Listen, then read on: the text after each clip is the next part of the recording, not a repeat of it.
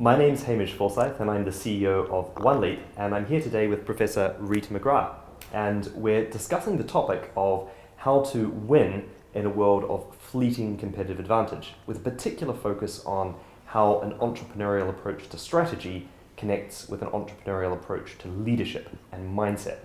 Now, Rita is a great international expert on these topics, has written multiple award-winning books and has many honours on both the strategy and the people side of things, so she's an excellent interlocutor for us to discuss this with. So, Rita, if I can ask you, what do you mean when you talk about an entrepreneurial mindset?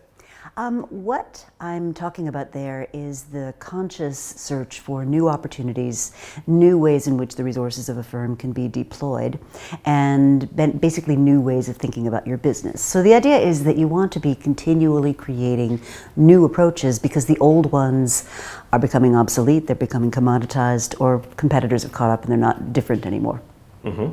So if that's the mindset to look out for those opportunities, what's an example of an entrepreneurial strategy when we talk about that? It's always having the next wave ready to take over when the old ones have become obsolete. So a specific example might be Adobe, for example, which went from selling shrink-wrap software in boxes to selling subscription software in the cloud. And one of the things they committed to when they moved to the cloud was they said, it can't just be a cloud-based version of what we're already doing, it's actually got to be better. And that set the tone for what the whole company was going to do as they made that transformation. Well, we've got a fantastic group of leaders from OneLeap's community here from every industry, from theatre through to energy, through to retail and everything in between. And we're hopefully going to discuss how they have dealt with these challenges. But one observation we make consistently, and I think you've seen this as well, is that the strategy people are in one part of the business and the leadership people are in another part of the business, and ne'er the two shall meet. Why is that potentially a problem when we're trying to go after this new, more entrepreneurial way of doing business? Well, increasingly what we're seeing is leadership is much less about telling people what to do and much more about setting decision premises, setting the broad strategic direction, but then helping the organization to throw up options that can then be chosen among. And so if you've got the strategy group over in one place and sort of the leadership, budgeting, operational people in another, you don't have that chance for that integration to occur. Got it. Excellent. Well, we look forward to hearing more of that this evening. And once again, Professor McGrath, thank you. It's a pleasure.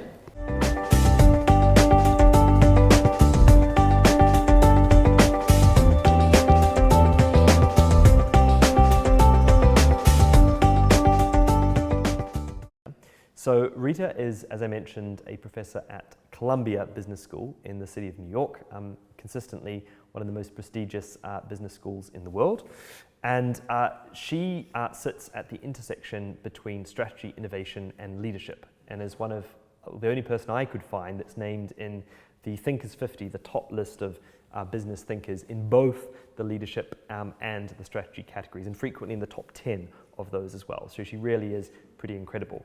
On top of which, she's managed to pump out a whole ton of best-selling books that real people read, not just academics, which is a real accomplishment. And if you didn't already believe that, she won the Vienna Prize for Impact, which is stuff that's actually used by real businesses at scale. She's also won a ton of other awards. She's been the #1 influencer for HR magazine. She's been the dean of the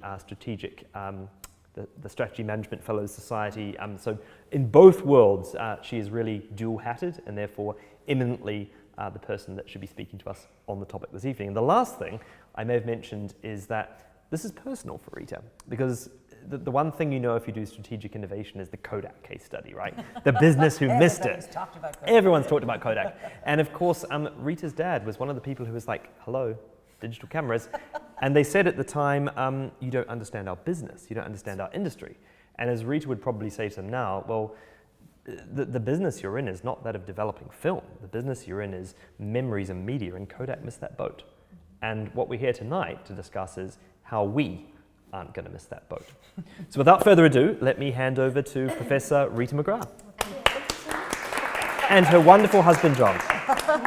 It's a real honor and pleasure to be here. And Hamish and I met, about 2 years ago now, with a mutual and passionate interest in helping companies, see around corners, think about what's happening, do better things for their people, for their employees. Because when they get it wrong, you have Kodaks. And there are those that are cold-blooded enough to say, well, if they were too stupid to see it, they should have gone out of business. But that doesn't take into account the communities left behind, the people whose lives were, really tragically turned into a negative direction by these things. And that's part of what I find so important about what we're doing, which is, it's not that companies don't have the ingredients. It's that a lot of times I think they don't have the tools, they don't have the direction, they don't have the leadership. And this is really where the strategy and the leadership piece comes together. So it's not enough to just see something's happening. You have to really be able to bring the organization with you. And so the new book, those of you who are interested, then this is the next one, called Seeing Around Corners, really picks up on that theme. So it's how do I see that a change is coming, which is hard enough as it is. Then how do I decide what to do about it in a very discovery-driven, emergent kind of way? And then how do I bring the organization with me? So it really integrates that sort of strategic looking around the horizon and seeing what's out there, but then the human. How do I get the person who's worked for 35 years in the emulsion research laboratory to realize that there's a different kind of future ahead of us? And the ironic thing to me about Kodak, just to spend a minute on that, is we take more pictures now than ever in human history. I mean, every single moment of some people's lives is being cataloged and categorized in some way. So it's not that the need or the interest in that process went away. It's bigger and better than ever. It's just that it's being met in a really different way. And I think that's part of the challenge that we've got to think about. So without too much preparation, I'll share with you some of the things that I think are really different in the world of strategy today. So I think the first thing that's really different is if you go back in time and look at the origins of the field, you had this wonderful notion of what was called a sustainable competitive advantage. And so the idea was you created this advantage, you wrapped it with entry barriers and lots of assets and things, and you were able to then exploit that advantage for a long time. It could be 20, 30, Kodak's case, 70, 80, 90 years. And so a good chunk of managers have spent their lives in that exploitation phase of a competitive advantage.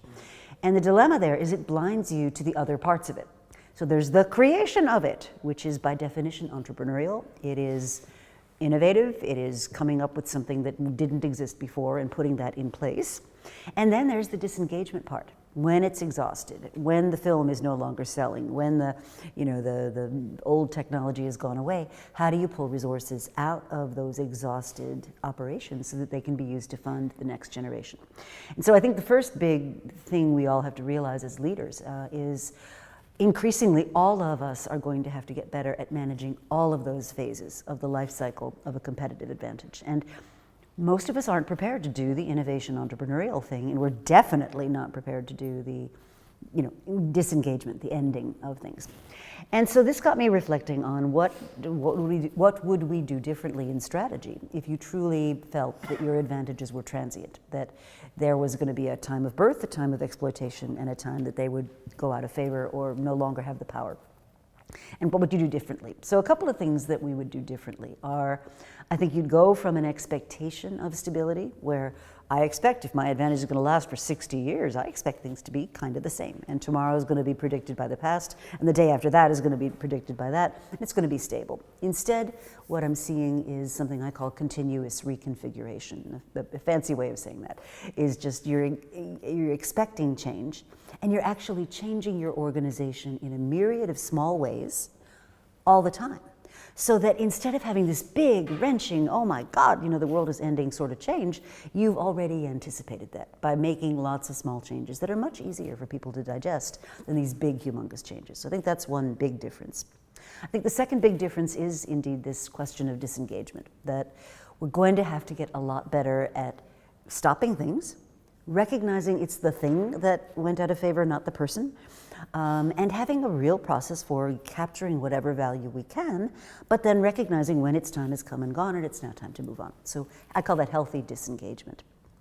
A third thing that is really different is the necessity to have a much more fluid and granular resource allocation process than has historically been necessary. So historically, in most large organizations, resources get trapped in divisions or whatever the sort of dominant governing unit is. And those people believe that the profits or revenues thrown off by that division, that they're entitled to dictate where those should go. And increasingly what I'm finding is that's too limited a view. That's too siloed a view. That what we instead need is a way of looking across our whole portfolio of activities and opportunities and saying, where, given what we know, should resources be? And if that means taking resources out of something that's currently really successful, but maybe isn't going to grow, and moving those resources into something that may be a little bit more uncertain, but has much higher growth potential, so be it. A lot of companies really struggle with that because it's basically saying to the powerful people in the organization, sorry, you may have a lot of power, but you don't sit currently on where the best opportunities are, so we need to move resources around. So that's the third thing, which is, I call it deft resource allocation. The fourth thing is really innovation, but innovation not as what I call innovation theater, and you know what that's like, right? We're going to put everybody in a plane, we're going to fly to Silicon Valley, we're going to get our picture taken next to the Facebook sign, and we're going to ride around on the Google bikes and have coffee in Palo Alto, all that stuff. That's all great, and sometimes it's valuable because it can open people's eyes. But if that's where your innovation process stops, it's just innovation theater. Nobody's going to take it seriously. So to have an actual proficiency, you need to have a process for generating ideas, a process for kind of vetting those ideas, piloting them, prototyping and testing them. I call that incubation. And then a process for acceleration. And that's probably the hardest, which is your itty bitty little venture now has to grow up and become part of the parent corporation. So guess what? All those people you've been avoiding, legal and compliance and IT and all those guys are now suddenly in your face, and they've got to be, because you've now got to grow up as a business. And so I call that acceleration. The metaphor is like a highway. Your main business is like a highway, and your little business is just on the on-ramp coming up, and you've got to somehow mature it so that it can carry its own weight. You've got to scale it. The fifth thing really has to do with leadership, and this is very much the connection of leadership and strategy. And I think what we're seeing now is a leadership model that is much more discovery-driven, so willing to take in new information, willing to hear what may be uncomfortable, and adjusting as necessary. Also leadership that's willing to some extent to give up some control, to allow those parts of the organization that are closest to the phenomena give input as to what should be done. Because honestly, by the time you're 50 layers up in corporate headquarters, you know nothing about what's going on. And for you to go out and give commands is really kind of a futile and probably a misguided effort. So it's being able to set the strategic direction and encourage people to throw up options around that direction, to be able to judiciously select from what people are throwing up, in terms of creating or offering or offering and helping you see, but at the same time not interfere too much with the process, not dictate what they should be looking at. And I call that being discovery driven as a leader. And the last thing that I think is part of this new playbook really has to do with your talent. Years ago, we had career ladders, and we had people sort of semi-permanently tied to firms. And if you had 3 or 4 different organizations you worked with over the course of a long career, that would be a lot. Today, we're seeing what is called the tour of duty career. And the context is I might take on something, I think it's a fascinating challenge, I work through it to a point of change. Maybe I complete the task, maybe it's ready to be handed over to somebody else, and that's my tour of duty, and I may decide to stay with the organization and do another tour. I may decide to leave. I may come and go from the same organization 5, 6, 7 or more times in the course of a career. So that old model where, if you left, right, you put your stuff in a cardboard box and don't darken our doorstep again, that's gone, right? What we're seeing now is these rich networks of people with different kinds of capabilities who come together around a specific task or action, and then perhaps when that's done, they disband again. So a lot more corporations are starting to look like movie production or political campaigns, or these sort of temporary organizations that come together around an objective, pull in the skills and capabilities that they need, but then they sort of get dispersed again when they're done. So that's kind of the strategy playbook. The other really big idea that is worth bringing into the conversation at this juncture is, I think, the traditional preoccupation in strategy with industry has got to go. Industry used to be thought of as predicting, a lot about what your performance would be. So the idea was you picked an attractive position in an attractive industry, and that would then give you not only a sustainable competitive advantage, but would predict profits for years to come. And I would argue the reason that became so popular was because a lot of the tools economists used to do strategic work was all around industrial economics, right? And as Edith Penrose very famously said, she was a famous economist, and I'm here this week giving talks about her, so she's on my mind. But she very famously said, what is an industry? It doesn't matter. Firms have insides. Firms are composed of people that have motivations and ideas and so forth. So what I propose to replace industry with is a concept I call arenas, where an arena represents a pot of addressable resources, various stakeholders who connect with those resources in different ways, and each of those stakeholders has a job that they want to get done. And that job can get addressed in a lot of different ways. So if I go back to Kodak, right, I could take a picture with physical film and wait 7 days for it to get developed and take all the pictures, throw away the ones that didn't look great and put the rest of them in a box or an album and be done. I could do it that way. Or I could snap a picture on my device, or lots of different ways you can get an image, right? And I could share them lots of different ways, right? I could mail them to my friends and family. Kind of old-fashioned, right? Now I can just zap them and text them all around. So the same need to share images, to capture images, to remember something about the past is just being met in a really different way. And so even though in many traditional companies you'd have the digital people would be like off in one division and the film people would be like in another division, I would argue that's a really dangerous way to organize yourself. Much more sensible to be organized around the customer job to be done. So let's take the industry you're so concerned about, the disposable fashion people. Well, why is that? If you think about it. I mean, years and years ago, high quality clothing was durable and it survived multiple washings and all that sort of thing. But if you think about the job to be done, and let's hone in specifically on teenagers. So what's the job teenagers are in effect hiring clothing to do for them? Always a different, never the same. Sorry? It's an emotional. Yeah, it's emotional. It's, I'm part of this tribe, I'm not part of that tribe, I'm rebelling from my mother, I'm not rebelling from my mother, I'm preppy versus I'm, a goth. It's a communication job, right? And if you look at what teenagers are using to communicate now, it's technology.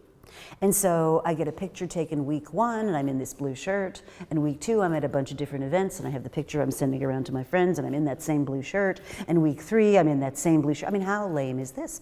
And so without the fashion industry actually making that connection, this desire on the part of teens to purchase clothing to communicate has actually been to a large extent supplanted by using technology to communicate.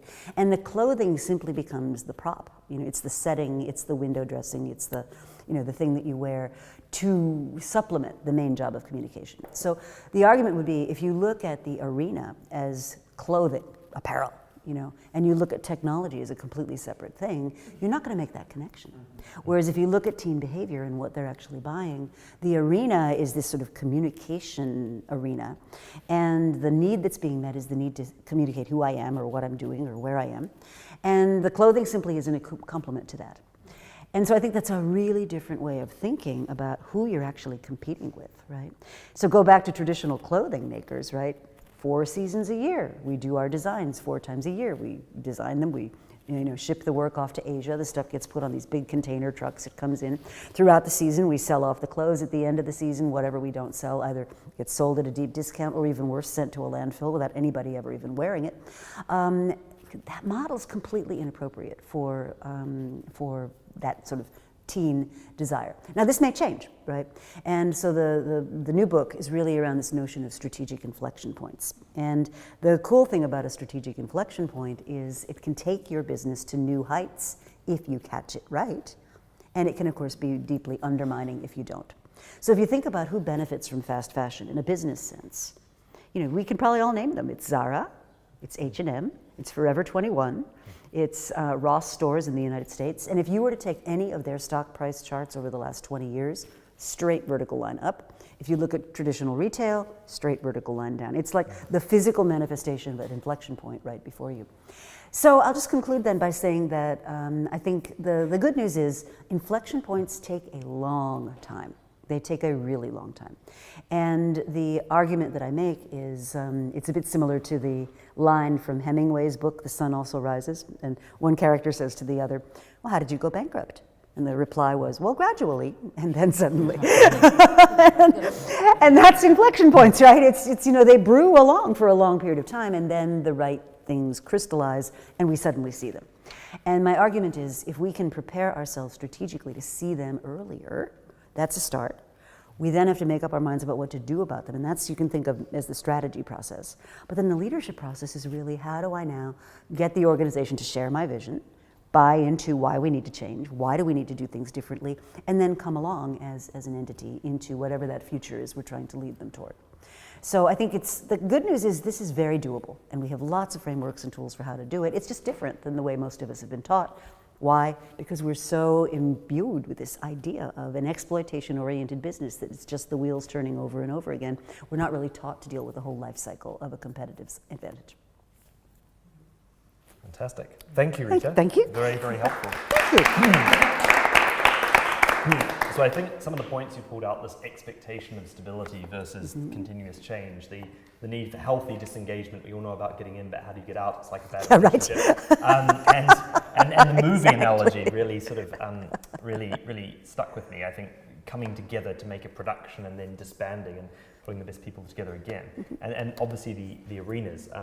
We had a very interesting discussion with the transport client some time ago, and we're trying to make arenas real to them. And we actually sent an intern back into the archives who came across a quotation from one of the railway barons at the time, who was later obviously destroyed by that thing called flight. And the quote was, when he had heard about the Wright brothers' flight, a group of sane people sitting down, sipping cocktails, 20,000 feet up in the air inside a metal tube. That is the craziest SSS thing I've ever heard. And that was how he described flight. Well, interestingly enough, to build on that, the Wright brothers took their flight, and there was an analyst that looked at coverage in the newspapers. It took 3 years before the New York Times even sent a credible reporter to go cover it, because it was so outside what anybody expected would be the reality. So you do have time if you see it early.